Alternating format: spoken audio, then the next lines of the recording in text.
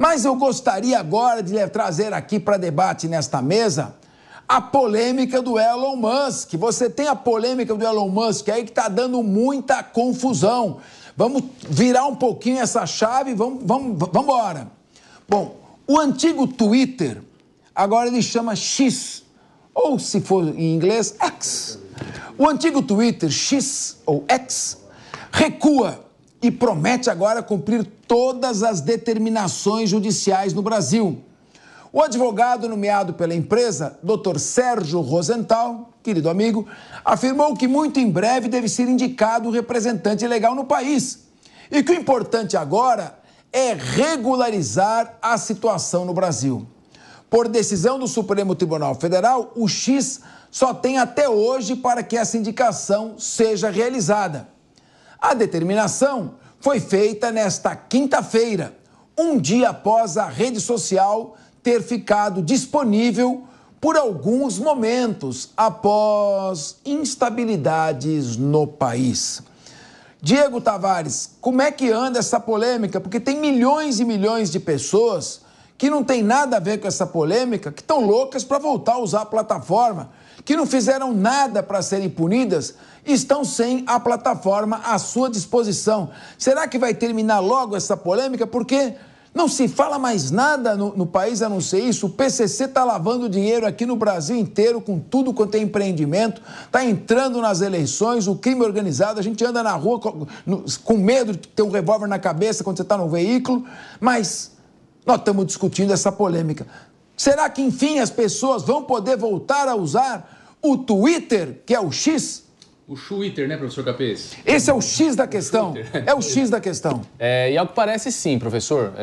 A empresa já deu sinais de que vai arcar com as multas às quais foi condenada pelo Supremo Tribunal Federal. Também já, como você disse aqui na leitura da chamada da matéria, vai nomear um representante legal, se adequando assim ao Marco Civil da Internet e o restante do ordenamento jurídico brasileiro que trata sobre a matéria. Agora, o fato é que nós não podemos desprezar que nós tivemos, durante toda essa novela do X contra o Supremo Tribunal Federal, diversas irregularidades e a criação de alguns precedentes muito perigosos para o nosso país. Tá certo que agora a questão se pacifica, as pessoas voltam a ter acesso, as mais de 22 milhões de pessoas que faziam uso do aplicativo vão possivelmente poder voltar a utilizá-lo, mas nós não podemos simplesmente pôr uma pedra, passar a borracha em tudo que aconteceu e fingir que foi só um lapso da nossa justiça. Esse tipo de episódio tem que colocar todo o Brasil em reflexão a respeito da rigidez das nossas instituições, da segurança jurídica do nosso país e como a insegurança jurídica é um grave problema. Nós tivemos, nesse caso, só a título de exemplo, o bloqueio de contas da empresa Starlink para adimplir com as multas do X, o que é um completo absurdo, numa tese aí fantasiosa de grupo econômico, quando o conceito de grupo econômico já estava muito bem delineado pela jurisprudência, inclusive na própria Justiça do Trabalho, onde o conceito de grupo econômico ele pode ser até um pouco alargado. Na reforma trabalhista foi colocado expressamente na CLT que no grupo econômico as empresas precisam ter vinculação entre as suas atividades. Agora, num caso de justiça comum, nós alargamos ainda mais esse conceito só para permitir que o mesmo empresário que é sócio das duas empresas seja, de certa forma, penalizado. Tem várias reflexões a serem feitas sobre esse caso, mas que bom que, no final, os usuários da rede social poderão ter ali de volta a sua praça pública para se manifestarem e exercerem o seu direito da liberdade de expressão, da livre manifestação de pensamento e, claro, com todas as anotações a respeito das limitações que a nossa legislação impõe como a prática de crime, o discurso de ódio, por aí vai. Agora, meu querido Leandro Ferreira, a pessoa usa uma plataforma. Ela não praticou crime contra a honra, que são 3 tipos de crime: injúria, calúnia e difamação. Ela não faz discurso de ódio, não incita o racismo, não estimula a prática de crime. Uma opinião da qual você diverge pode ser considerada falsa para justificar que ela seja retirada da plataforma? Capês, não... Sua opinião, eu quero sua opinião. Não sou advogado como você. Não, mas é sua opinião. Isso não precisa ser. Opinião... Não precisa ser advogado. Você é o seguinte, eu resolvi agora, eu fiz alguns estudos e concluí na era pré-navegações, antes da expansão ultramarina, que de fato a Terra é plana e ela termina em duas gigantescas cascatas que caem. Não existe o globo terrestre. E também acho que a Terra é o centro do universo. O Sol gira em torno da Terra. Estava muito certo o Cláudio Ptolomeu. Por causa de eu ter essa opinião, eu tenho que arrancar a minha manifestação. Se eu sou um terraplanista, eu não posso escrever que eu sou terraplanista?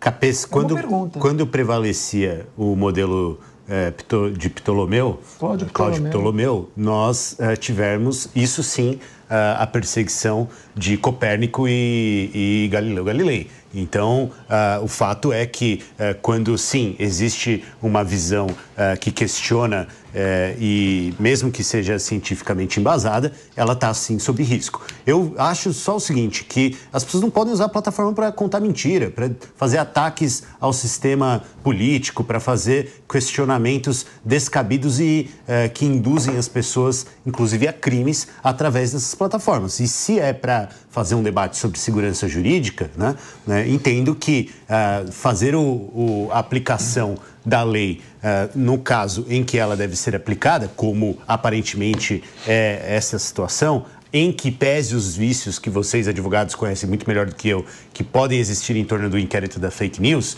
né, me parece que, de fato, não estava pagando as multas, de fato, não estava excluindo contas que disseminavam fake news e questionavam a legitimidade do Estado de Direito, né, tem que tirar do ar. Reforçar o arcabouço legal brasileiro, neste caso, é fazer com que saia do ar. Tanto é que agora há uma assunção de culpa, né, pelo Elon Musk, ao indicar um representante, como ele fez em outros casos, inclusive retirando conteúdo em outros países, mesmo sendo questionado pela justiça. Meu querido Diogo da Luz, eu aqui não estou discutindo com o Leandro Ferreira se uma decisão judicial deve ser cumprida. Fiquei 36 anos no Ministério Público como fiscal da lei. É óbvio que as decisões da justiça têm que ser cumpridas.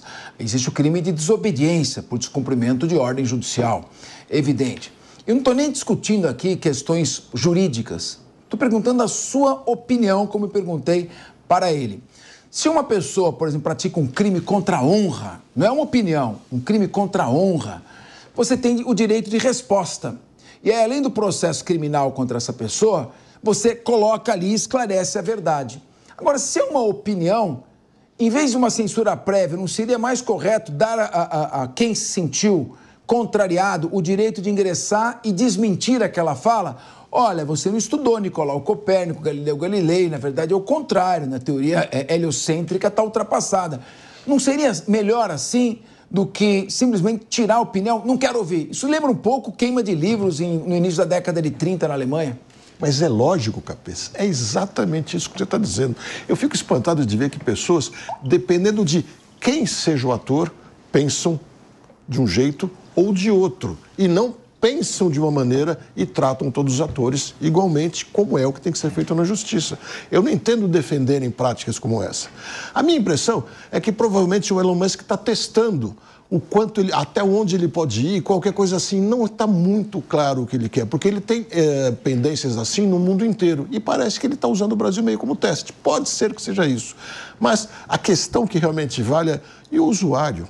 O usuário que pagou a mensalidade, pagou aquele Twitter Premium, sei lá o que paga um pouco mais, fica sem poder usar? Por quê? É uma questão administrativa, eles se entendam de outras maneiras. Tem muitas maneiras de se entenderem sem punir todos os usuários, que para mim esse é o maior perdedor. E lógico, a opinião é absolutamente livre, vedado o anonimato.